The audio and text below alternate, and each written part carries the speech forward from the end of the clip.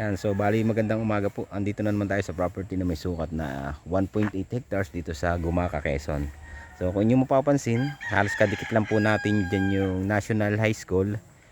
Dyan po sa kabila na yan, dyan naman po yung Provincial Highway sa area na yan. So yung mga hindi pa po dyan naka-like, subscribe, pakipindot na rin po yung ating notification bell para lagi po tayong updated sa mga video po natin na upload na po. Yan, dito na po yung pinakang start nya.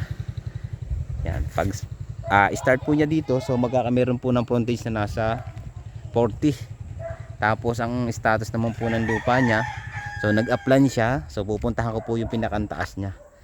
Parang estimated ko may overlooking po siya dito sa National High School. So napakaganda po dito ng mga business sa area na to, kasi wala halos ako napapansin dito tindahan sa may katabi ng National na ito High School, ano po. So dito po halos yung tenants po dito, siya na po yung ating guide dito magtuturo sa mga boundary.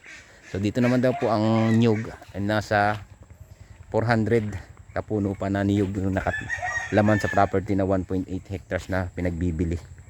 Bali may mga fruit berry daw po ito na lansones, kuya, no? Lansones po 10 puno. Tapos may mga ano pa po ibang prutas dito? Saging. Tapos may mga yan, mga guyaba, no. May mga hardwood na ito, napansin ko may hardwood. Pwede natin ko yan panghikin yung taas. Yan, ito na po yung bahay ng tenants dito sa property na to. So wala naman po sila magiging usap na din kasi may kasunduan na sila na pinagbibili na talaga ito na property na ito. Kaya siya na po mismo yung ating kinuha na guide dito sa pagpasok. Yan po. Yan po yung bahay ng tenants na dito sa property naka-pisto. Yan po sa pinakaloob sa kanya po sa pagpasok. Yan, bali mahaba po pala ang frontage mula doon sa may nakikita po nyo yung saging na yun. Dumiretso po tayo pa ganito. Tapos dito na po yung pinaka-boundary sa may tricycle na to. Pathway naman po siya, tapos ito naman yung cemented road. Yan naman po yung kabila yung provincial. Tatawid lang po ng ilog na maliit, provincial naman po yan. Tapos ito na po yung property niya. Bali papasukin po natin yung property na yan. Tara, tatay. Yan. So bali dito po yung area niya, no. Yung mapapansin nyo may mga lansunis, kuryente, source ng tubig, cellphone signal, andito na po. Saka marami tayong kapitbahay. So good for farming po ito sa mga investment yan. Yan, may mga kapitbahay tayo. Ang kagandahan pa, malapit sa school. Yan, ito. Akit pa rin po doon. Ito po yung nasasakupan pa ng 1.8. Yan.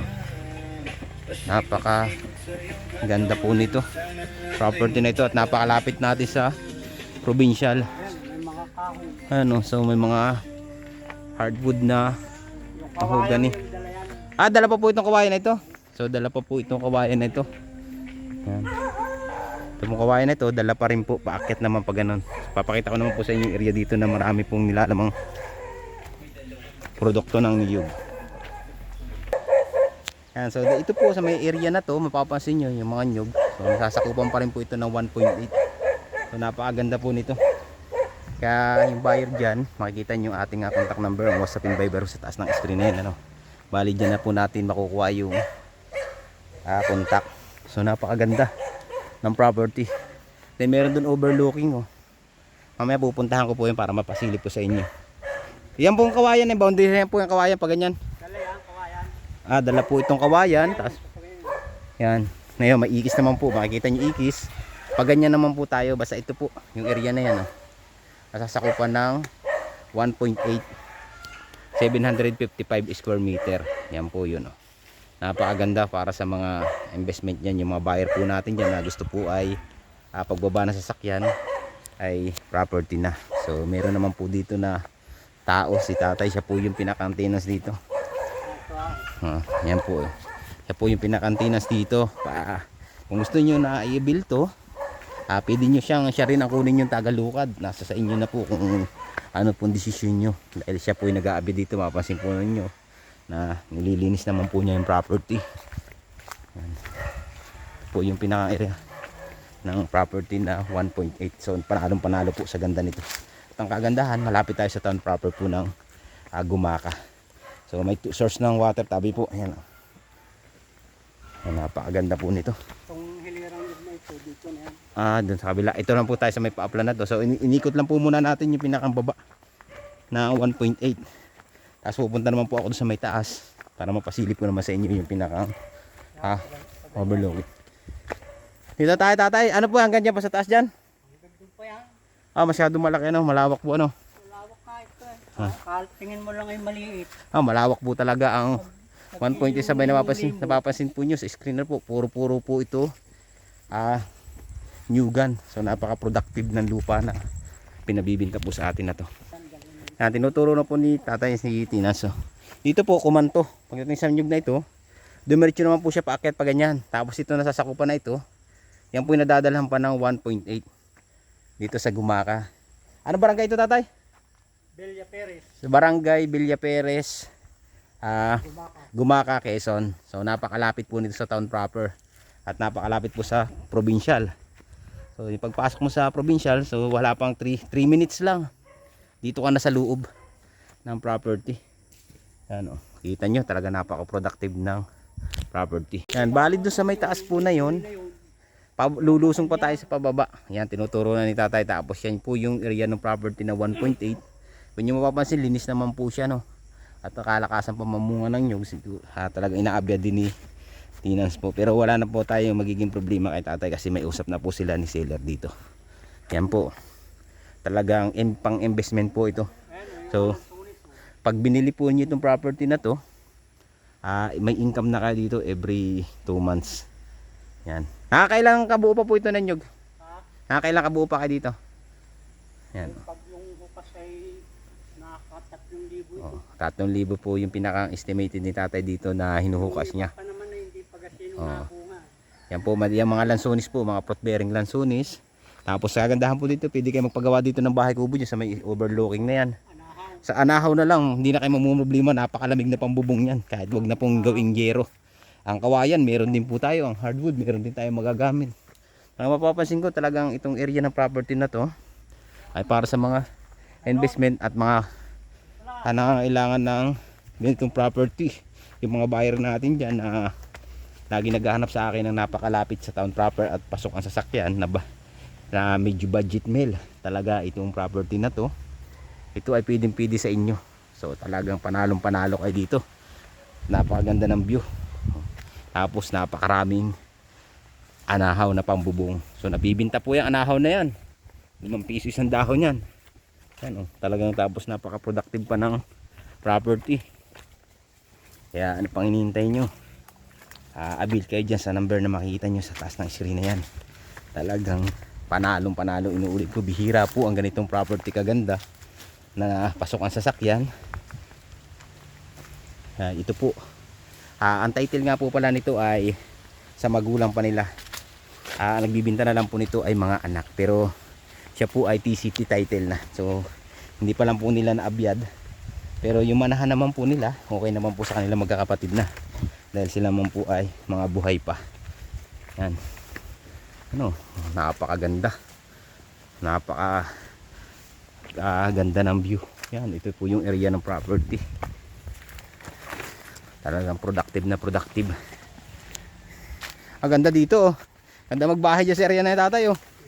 Yan, Mga manok na sabungin. Sasabungin, good for ano pala ito, farming ng mga manok na sasabungin. Pwede ka dito mag-alaga ng mga 45 days, mga 1,000 ulo, gano'n. Pwede rin daw po dito mag-farming ng 45 days.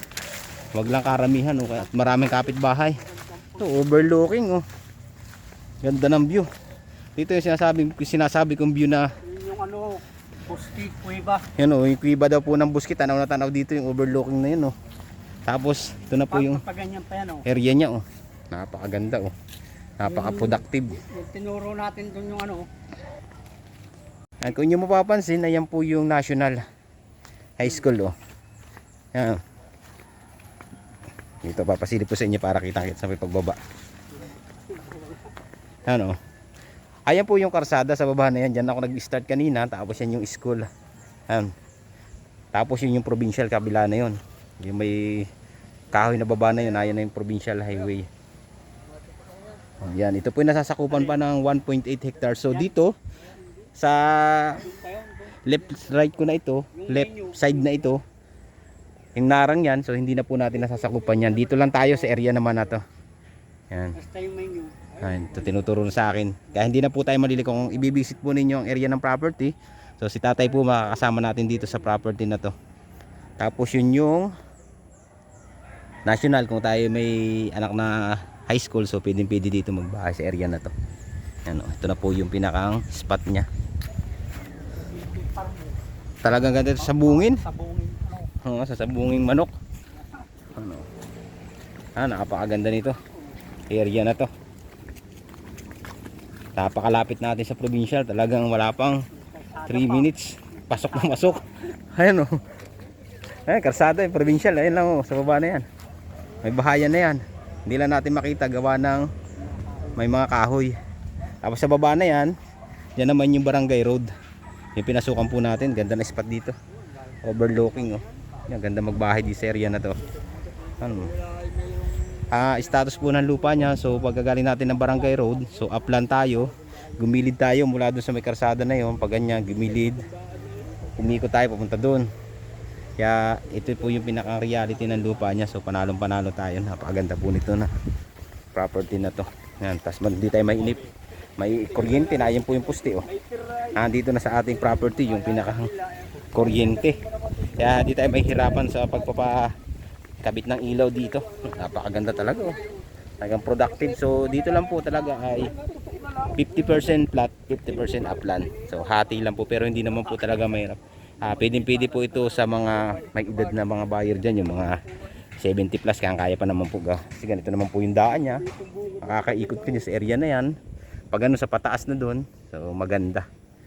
Kaya itong property na ito talagang pwede sa mga investment dyan. Yung mga OFW natin lagi dyan naghaharap ng ganitong property. So paunahan na lang po ito. I-avail nyo na. Kasi talagang panalong panalo kayo dito pag binili nyo ito. Pagbaba nyo dyan sa area na yan ng sasakyan, property na ninyo. Meron tayong frontage na nasa 60 meters frontage po tayo sa barangay road. So kalapitan pa sa provincial at kalapitan pa sa bayan ng town proper ng Gumaca, Quezon. So sa una-unahan naman po natin dito, so malapit na rin po dito yung Pitugo at Unesan. Dito rin po ang way ng daan yan. So bababa tayo ulit sa may area na to. Pansin naman nyo yung mga nyug, talaga napaka productive talaga ng nyug na ito. Yan. So napakaraming anahaw. Wala talaga akong ibang masabi dito sa property na ito. Good for investment at good for retirement.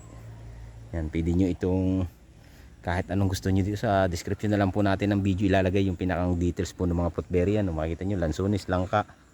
Lansones po napapansin ko dito, napakarami po. Ayan lansones na yan. Tapos may mga kapitbahay tayo. Kaya di tayo mainip yan. Ang ganda nitong gawing farm ng sasabungin ulit. Inuulit ko sa farm ng sasabungin. So panalong panalo po ito. Kaya yung mga buyer dyan, i-avail nyo na ito. Habang ang property ay mura pa. So ito binibinta sa atin na 1.8 hectares, 2.4 M po. Naka-net po si seller kasi ito po ay pasok na pasok ang sasakyan, saka napakalapit po sa town proper at katabi po tayo ng National High School. So wala na tayong lalakarin pa papunta din sa property kasi ito po ay may frontage sa 60 meters. So ano pang iniintay nyo? I-grab nyo na at i-visit ang property habang ang property ay nandito pa, pinagbibili ni seller. So wala na po tayo magiging problema dito sa mga tagapagmana kasi naman po ito ay sa magulang nila. At yung nasa title po, magulang din po nila ang nakapangalan sa title.